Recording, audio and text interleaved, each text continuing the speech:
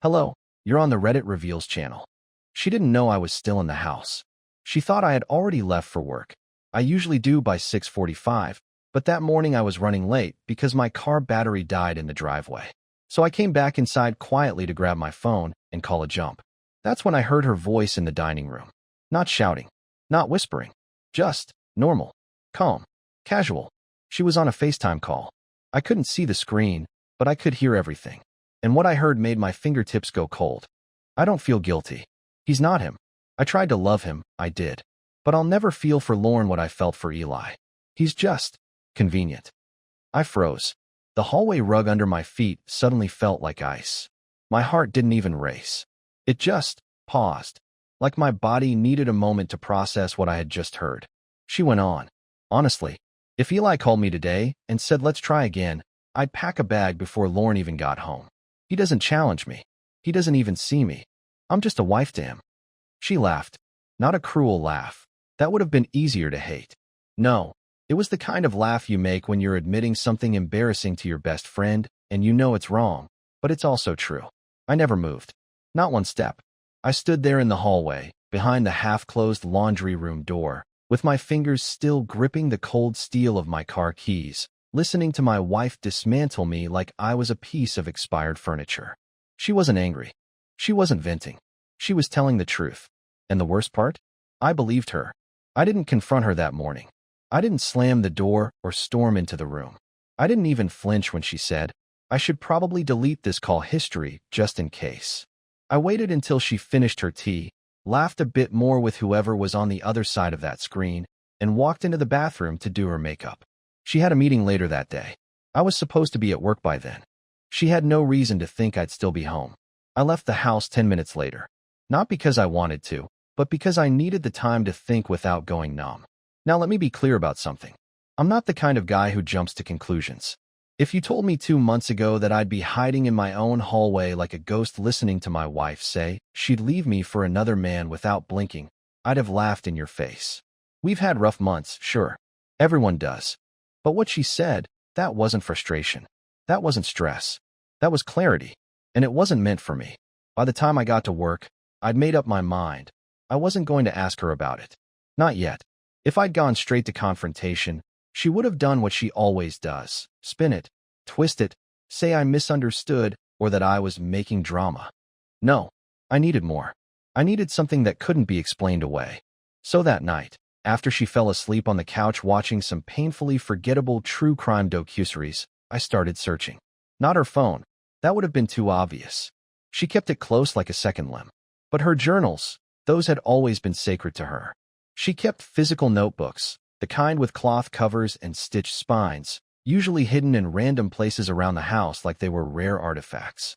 I started in the kitchen. She once told me that when she was a teenager, she used to write poetry and hide it in the oven drawer because her mom never cooked. It was a joke at the time, but my gut said check there. And sure enough, behind a pile of old recipe cards we hadn't touched in years, there it was, deep blue, frayed at the edges, thick with pages. I opened it and immediately saw her handwriting. Swirling cursive, slightly tilted, the kind that looks elegant even when it's filled with things that can break you. The first few pages were just quotes and lists of books she wanted to read. Then came an entry dated 3 months ago. I told Lorne I had a migraine so I could text Eli in peace. God, what is wrong with me? Every time I talk to Eli, it feels like breathing again. Lorne doesn't make me feel anything. Not hate, not love, just silence. I'm tired of silence. I felt the blood drain from my face. The next page was worse. Sometimes I wonder how long I can keep pretending. I can't afford to leave Lorne yet. Eli is too unpredictable. I need a buffer. A bridge. That's what Lorne is. My bridge out of loneliness. My safe place until I can be reckless again. It wasn't just an affair. It wasn't just nostalgia for an old flame. It was a strategy. I wasn't her partner. I was her plan B. And the terrifying part was, she was patient about it. Calculated. She wasn't acting out of passion. She was making moves, piece by piece, like I was a pawn on a board she already mapped out. I closed the notebook, put it back exactly how I found it, and walked outside into the cold night air. The wind felt like glass against my skin. I stood there barefoot on the porch, staring at the quiet street, and whispered to no one. What the hell do I do now? Because when someone loves you less than their past, that hurts. But when they use your love like a stepping stone to get back to the person they really want, that changes something in you forever. After I found that journal, sleep became a memory. I'd lie next to her at night, listening to her breathe, and feel like I was next to someone I didn't know, or maybe someone who never actually existed. Eloise had a way of making every room feel warmer when she walked into it, and now I couldn't help but wonder how much of that was real and how much was performance. I didn't say a word to her, not yet. I kept pretending, smiling, cooking dinner, asking about her rehearsals. All the while, that voice in the back of my mind was whispering, "She's playing the long game, and you're the game board." I kept digging. It became an obsession. Every spare moment when she was at work or running errands, I went room by room, not like a madman throwing things around, but carefully, deliberately, like I was looking for clues at a crime scene that hadn't happened yet. That's how I ended up in the guest room. We barely used it. Once a year, maybe, when her sister visited from Portland and complained about our lack of organic furniture. The closet in there was more of a storage zone, old coats, tax folders, a stack of board games with missing pieces. But behind all of that, tucked behind a box labeled Christmas, even though we hadn't celebrated in 2 years, there was another box. No label, just dusty, taped up, and sealed with the kind of care you don't use for wrapping paper. At first, I thought it was just old junk. But when I pulled it out, I noticed the weight was all wrong. Too heavy for clothes. Too light for tools. The kind of weight that makes your stomach feel heavier than your hands. I took it into the kitchen, laid it on the counter, and sliced the tape open with a paring knife. Inside were 3 things. A small, black velvet pouch, a manila envelope, sealed, and a photo frame, face down. I picked up the pouch first. Inside were a pair of cufflinks. Not mine. Engraved with the initials, EM.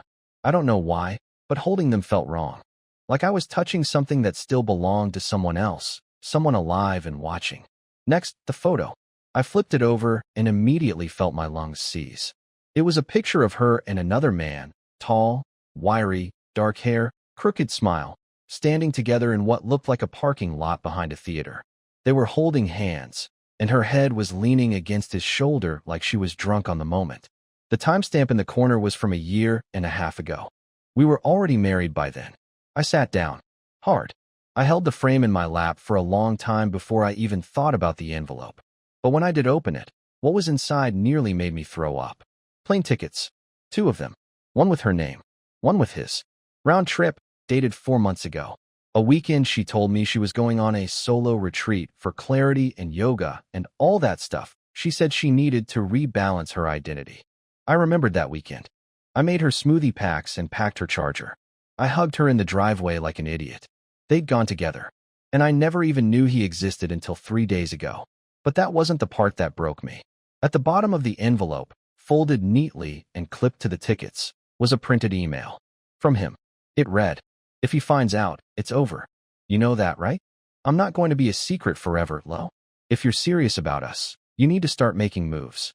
I'm done waiting for you to grow a spine." I didn't realize I was crying until I felt a drop land on the paper and smear the ink. So not only was she planning an exit, she was being pressured into it. And she was hesitating, not because she loved me, but because I was useful.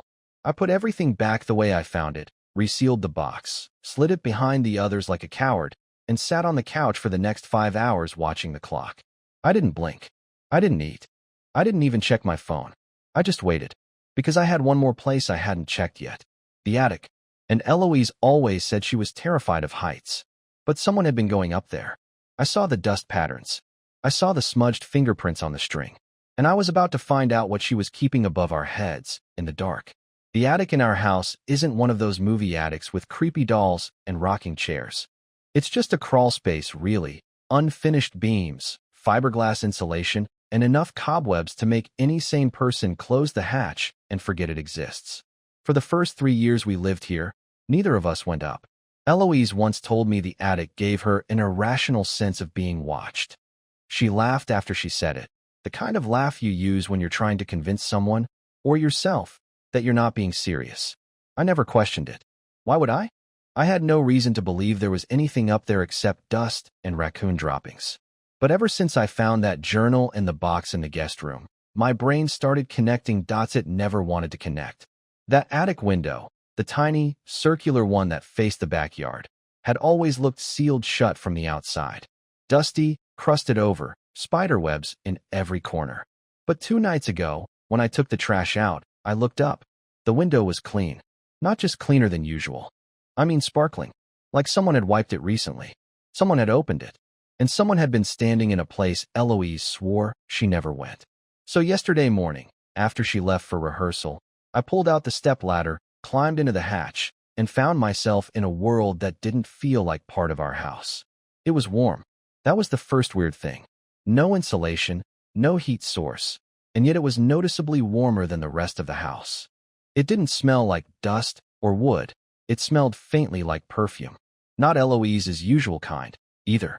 This one was sweeter, lighter, almost floral, like something a much younger woman might wear. The second weird thing was the footprints. Someone had laid down 3 old rugs, long, worn ones like you'd find in a thrift store, making a kind of path through the beams. The rest of the attic was untouched, but that path had been cleared. Someone had been walking there, regularly. And recently, my breath was getting short, not from fear exactly, but from this overwhelming sense that I was about to stumble into something I could never unsee. At the end of the path, right under the circular window, there was a chair. Not a normal chair, a high-back Victorian-style thing that looked completely out of place. Sitting on it was a folded blanket and a small box fan, plugged into a long orange extension cord that snaked down through the floorboards. I moved closer and noticed there was something else beneath the chair. A bag. It was one of Eloise's old tote bags. She used to carry it around when we went to the farmer's market. Inside were 2 things, a stack of papers, bound with a rubber band, and a small external hard drive. I didn't even touch the hard drive. I went for the papers first. They weren't hers. They were printouts of emails, text logs, and screenshots, dozens of pages, all from different time frames, some dating back 3 years. And none of them were conversations between her and Micah, or Eli, or whatever name he was going by. They were between Eloise and another woman. A woman named Harper. And if what I was reading was real, Harper wasn't just a friend. She was part of it. Every log was about me. What I was doing, what I was saying, how I was reacting to things. Some were mundane, like when I forgot to take out the recycling. Others were strange. One entry detailed a conversation I had with my coworker about changing jobs. I never told Eloise about that conversation. I never told anyone. Another log included a photo. It was me, sitting in my car in the parking lot at work. Taken from a distance. Through the windshield. What the hell was this? Harper's messages were blunt. Observational. Clinical. He's showing signs of suspicion. You need to re-establish emotional control. Don't push him away yet. Patience is part of the profile. If you need a fallback strategy, let me know before August. There were no greetings, no closings, no emojis. Just raw instructions. This wasn't just an affair. This was structured, coordinated, and I was in the center of something I didn't understand yet. I stuffed everything back into the bag, lowered myself down from the attic with trembling arms, and closed the hatch so gently it barely made a sound. I didn't know what this was. Surveillance? Manipulation? Some kind of long game I hadn't even realized I was playing in? But I did know one thing now. Eloise had lied about more than just her feelings. She'd lied about what this marriage even was. And I was done being the last one to know. I couldn't sleep. I couldn't eat. I couldn't even think straight. The house felt different, like a stranger's house. Each time I passed the hallway mirror, I didn't recognize the person in it. I looked like a ghost. But not the kind that's transparent, the kind that's hollow, like something's been carved out of you. For the first time in a long time, I thought about leaving. I thought about getting in my car, driving away, and never looking back. I imagined packing a bag, pulling out of the driveway, and just driving until the miles between me and the house became too far to remember. But then I thought about the dog, about the life I built, about the person I used to be before all of this. I stayed. And as much as I hated it, I went back to the attic. This time, I wasn't looking for clues. I wasn't trying to understand why Eloise was doing this, or why Harper was involved. No, this time, I was looking for something else. Something I didn't even know I needed until I realized it. I went to the attic because I needed to know everything.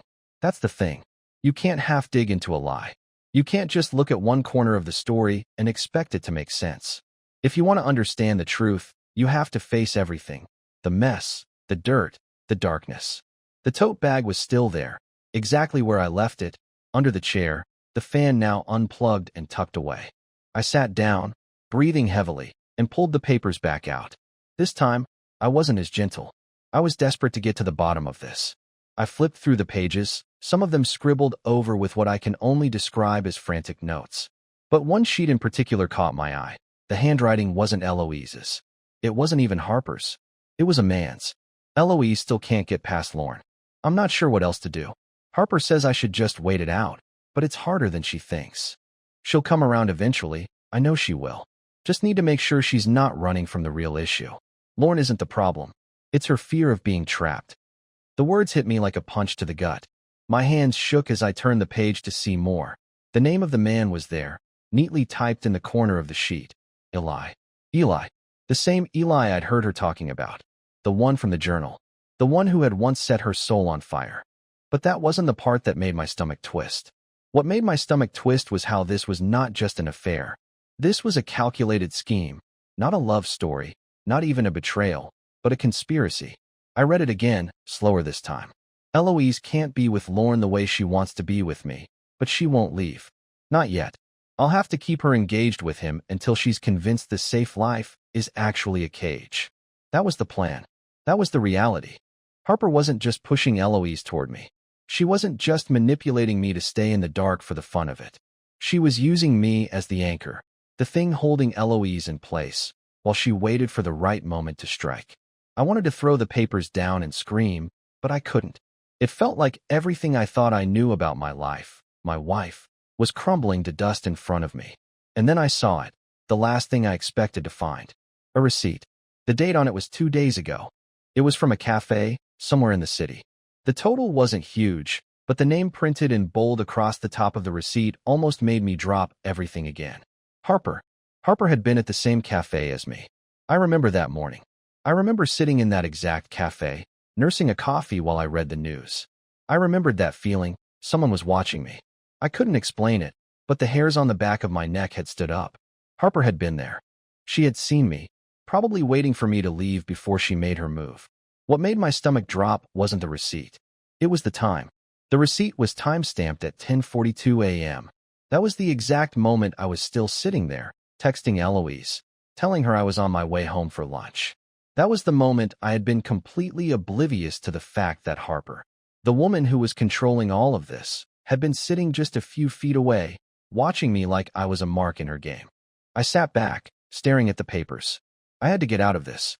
The deeper I dug, the more it felt like I was losing myself, like I was watching my life become a show I wasn't part of anymore.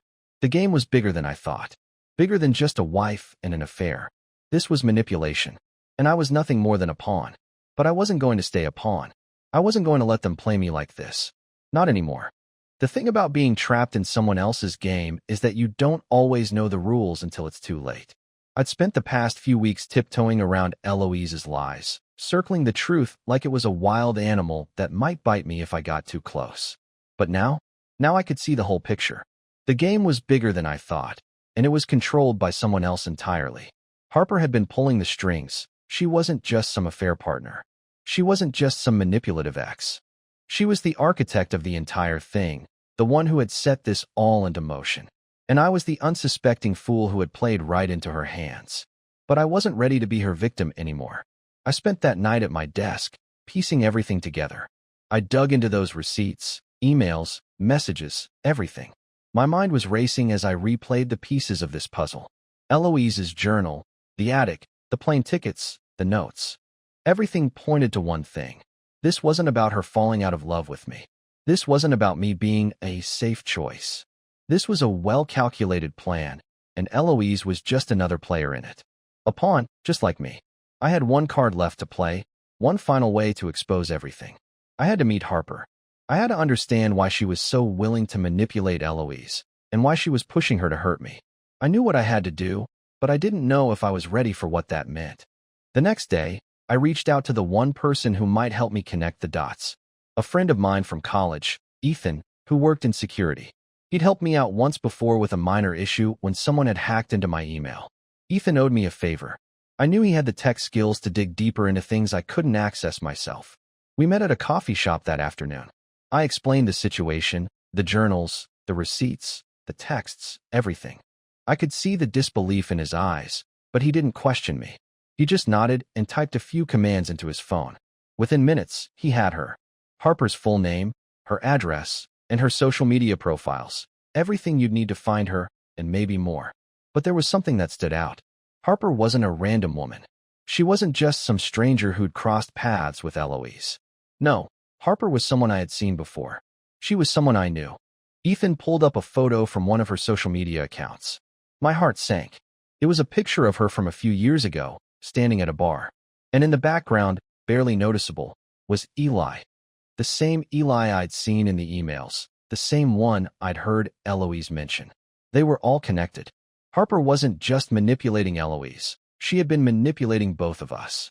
And somehow, she was at the center of everything. I barely registered when Ethan asked, "Are you sure you want to do this, man?" But he wasn't talking about confronting Harper. He was asking if I was ready to face the full truth. Because now that I knew where Harper lived and who she was connected to, I had the power to end this. But that power came with consequences. I told Ethan I needed some time. I needed to think. I couldn't just barge into Harper's life without understanding exactly why she'd done all of this. I had to know what her angle was, what she wanted. And more importantly, I had to know why Eloise was still with me. Why hadn't she left already, after everything? That night, after hours of replaying every conversation I'd had with Eloise, after hours of second-guessing every "I love you" she'd ever said, I knew I couldn't wait any longer. I had to confront her, not just Eloise, but the whole situation. I needed to look Harper in the eye and ask her exactly what she wanted from this twisted game. The following day, I drove to Harper's address. It was a small, unremarkable house on a quiet street, the kind you'd never look at twice. But as I stood at her doorstep, I felt a wave of doubt hit me. Was I ready for this? Did I really want to hear the truth? I wasn't sure if I could handle it. I knocked. A few moments passed before the door creaked open. Harper was standing there, a faint smile on her lips, as though she had been expecting me all along. Her eyes flicked down to my clenched fists, then back up to my face. "Lorne," she said softly, "I wondered when you'd show up." I took a deep breath and stepped inside.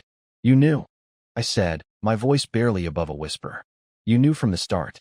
Everything Eloise said, everything she did, it was all part of your plan. Why?" Harper tilted her head, almost like she was amused by my sudden realization. "You're not as dumb as you look," she replied. "But Eloise doesn't know the whole story, does she? She's been so caught up in her own mess that she doesn't even see who's really pulling the strings. I'm not here to tear you two apart, Lorne. I'm here because Eloise is mine." I didn't understand what she meant, not at first. But as I stood there, staring at Harper's cold, calculating gaze, I realized something. This wasn't about love.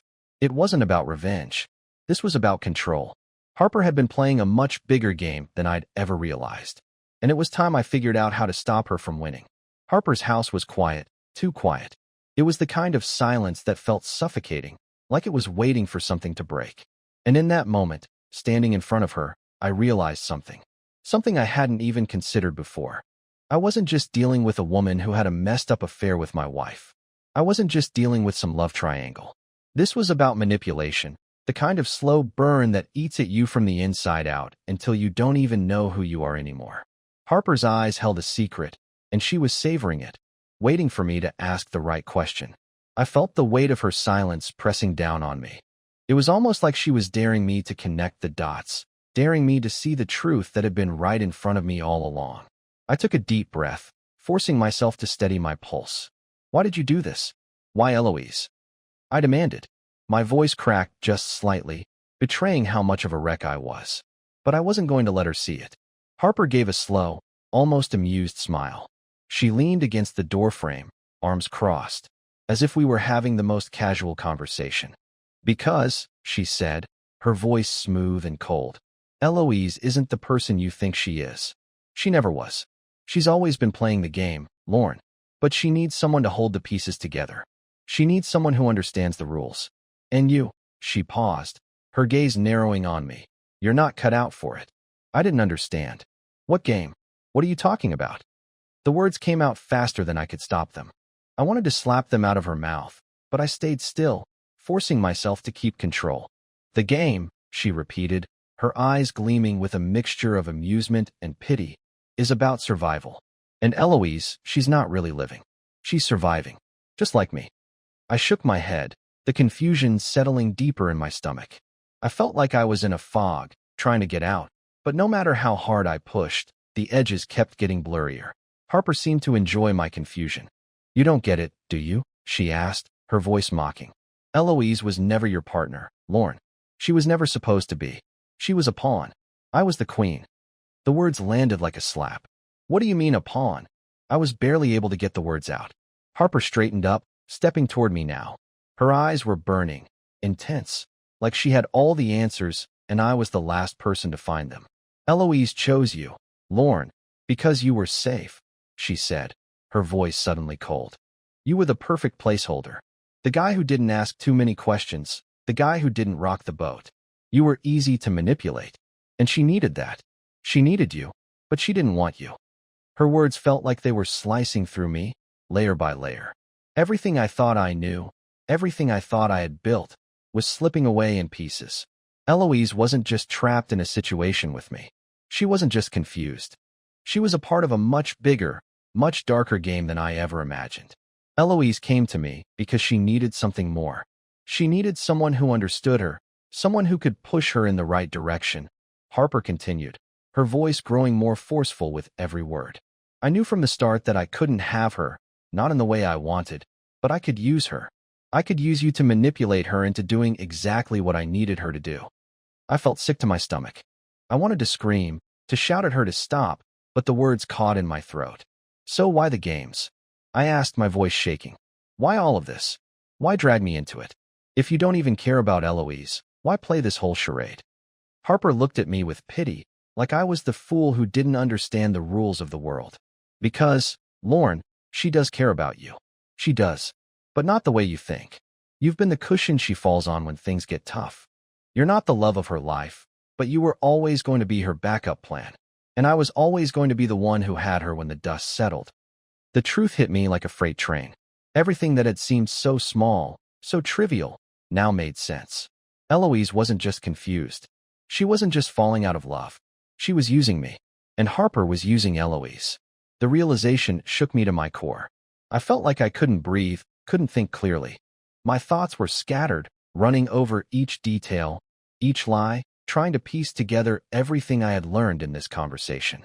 I had been a placeholder, a backup, a second choice. I was angry, more angry than I'd ever been in my life. But I wasn't just angry at Eloise. I wasn't just angry at Harper. I was angry at myself. I had let it happen. I had let myself be blind to the truth for so long. And now, I had to live with the consequences. But there was something else in me now, something darker, something sharper. A realization that I wasn't going to let Harper win. I wasn't going to let Eloise continue to use me as her escape route. Not anymore. Harper seemed to sense my shift in energy. She took a step back, eyes narrowing. You're not going to just walk away, are you? She said, almost as if she were daring me. I straightened up, my mind clearer now than it had been in days. No, I said, my voice steady. I'm done being your pawn. I'm done being her backup plan. And I'm done letting you control this. I walked toward the door, but before I left, I turned back to face Harper one last time. You might have thought you won, but I'm going to make sure you regret ever pulling me into this. She smiled that cold smile again, but it didn't reach her eyes. We'll see, Lorne. We'll see. I left, but I knew it wasn't over. Not by a long shot. The days after I left Harper's house felt like a blur. I knew that confronting her wouldn't just be the end of the road. It wouldn't be enough to expose everything. The real confrontation was still ahead of me, with Eloise. But even though I was still reeling from the weight of everything I had learned, there was a sense of clarity I hadn't had before. I spent a lot of time thinking about what I really wanted, about who I was and who I wanted to be. I realized that, for far too long, I had been playing a role in someone else's script. I wasn't just angry at Eloise or Harper. I was angry at myself for letting this happen, for not seeing the truth when it was right in front of me. But that was over now. I was done being the victim. I wasn't going to let anyone write my story anymore. It was time to take control. I didn't just want to confront Eloise about everything. I wanted to understand. I wanted to know why she had been stuck in this cycle, why she had let herself fall into Harper's manipulation, and why she hadn't been honest with me. I also wanted to know if there was still something worth saving between us. I made the decision to talk to her, to finally sit down and put everything on the table. No more games. No more pretending. I called her, and she agreed to meet me that evening. There was no shouting, no accusations, just a quiet, almost somber understanding between us that things couldn't stay the way they had been. When I walked into the small cafe we agreed to meet at, Eloise was already sitting at a corner table, her eyes cast down as she stirred her coffee. For the first time in what felt like ages, she looked vulnerable. I could see the weight of guilt and shame in her posture. I sat down across from her, but I didn't speak right away. I wanted her to start. Eloise looked up, her eyes watery. "Lorne," she whispered, her voice shaking. "I'm so sorry. For everything. For lying to you. For not being honest." The words were hard to hear, but they were also the first step towards something real. I had expected anger, expected her to try to explain herself, but she didn't. She just sat there, looking at me like she had finally come to terms with everything, like she knew that the truth couldn't be avoided any longer. "I was caught between two worlds," she said, her voice barely above a whisper. "Between what I thought I wanted and what I knew was safe. But I should never have dragged you into this mess. I didn't mean to hurt you, Lorne." I took a deep breath. It was hard to believe, but in her eyes, I saw the truth. She wasn't just apologizing for the affair. She was apologizing for all the things she had been too afraid to admit, the things that had kept us apart. I reached across the table, placing my hand on hers. "Eloise, you don't have to apologize. You weren't the only one who got lost in this," I said. "I let myself stay in the dark too. We both made mistakes." She nodded, tears welling in her eyes. "I've been so scared of losing myself that I lost sight of you. And in the process, I almost lost everything that mattered." It was then that I understood. What we had wasn't broken beyond repair. It wasn't perfect, but it didn't have to be. What mattered was the willingness to be open, to face the things that had hurt us, and to start fresh. There was still love between us. Maybe not the kind of love we had imagined, but something stronger, more grounded. "I don't want to lose you, Lorne," Eloise said softly. "I want to build something real, something that doesn't have to be perfect, but something that's honest." In that moment, I knew what I had to do. I wasn't going to walk away. I wasn't going to let her walk away. We had both been through too much to just throw everything away. I took a deep breath, holding her gaze. "We'll figure this out together," I said. And for the first time in months, I truly believed it. Eloise smiled, a real smile, not the guarded one she had been hiding behind for so long. "Together," she repeated, squeezing my hand. It wasn't going to be easy. It wasn't going to be instant. But we had both been given a chance to rebuild. And this time, we wouldn't be living someone else's story. We would write our own. As I walked out of the cafe with Eloise, I realized that sometimes the hardest things in life lead to the most rewarding outcomes. Sometimes, you have to face the darkness before you can appreciate the light. And while the past would always be a part of us, it didn't have to define us. For the first time in a long time, I felt a sense of peace. Because, in the end, we were both still standing, and that was all that mattered.